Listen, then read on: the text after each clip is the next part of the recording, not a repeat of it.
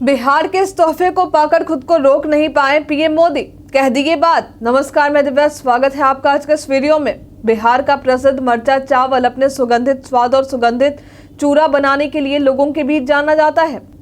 इसकी खेती बिहार के पश्चिम चंपारण में नरकटियागंज, सिकटा, गौनाहा, मैनाटार, चनपटिया, रामनगर और लौरिया जैसे जगहों पर होती है। स्थानीय तौर पर लोग इसे मिर्चा, मरचैया जैसे नामों से भी जानते हैं। लेकिन बिहार के इस प्रसिद्ध मरचा चावल की सुगंध केवल बिहार तक ही सीमित नहीं रही, इसकी पहुंच अब पूरे भारत में हो चुकी है।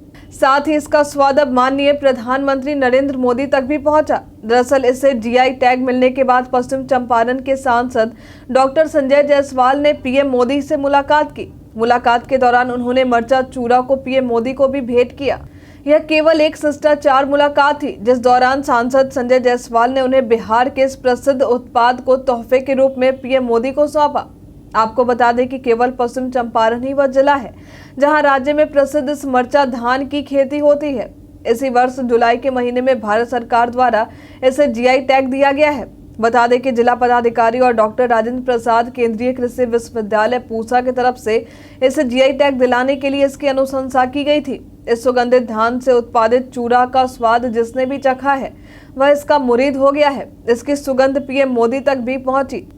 इसकी खुशबू को पाकर पीएम मोदी भी खुद को रोक नहीं पाए। इस दौरान उन्होंने कहा कि वे इसे पोहे के रूप में नाश्ते में जरूर इसका उपयोग करेंगे।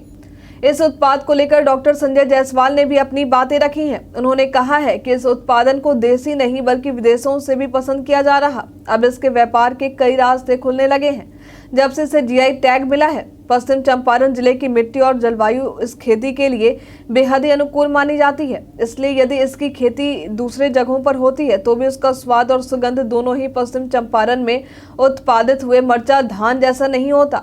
यह देखने में काली मिर्च की तरह होता है। यही वजह है कि लोग इसे मरचा धान बोलते हैं।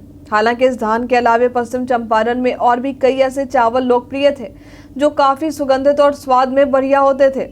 इनमें चेनौर, चंपारण बासमती, बहरनी, कनक जीरा, कमोद, केसर, राम जवाइन, तुलसी पसंद, कमोद, देवता भोग, बादशाह भोग और सोना लारी आदि शामिल है। हालांकि अब बिहार में कई दुर्लभ और पारंपरिक किस्मों के चावल की खेती में पहले के मुकाबले काफी गिरावट आई है, लेकिन बिहार सरकार इन चावलों के रक्षा के लिए संरक्षण योजना चला रही, इसे बढ़ावा देने के प्रयास भी कर रही है। आपको मालूम होगा कि बिहार में मरचा धान के अलावे भागलपुर के जर्दालू आम, कतरनी धान, नवादा के मगही पान, मिथिला का मखाना और मुजफ्फरपुर की शाही लीची को भी जीआई टैग दिया जा चुका है। यह जीआई टैग इन्हें स्वाद और बेहतर गुणवत्ता के आधार पर मिला है। आज के लिए फिलहाल इतना ही। खबरों का सिलसिला यूं ही जारी रहेगा। हमारे साथ बने रहने के लिए आपका धन्यवाद।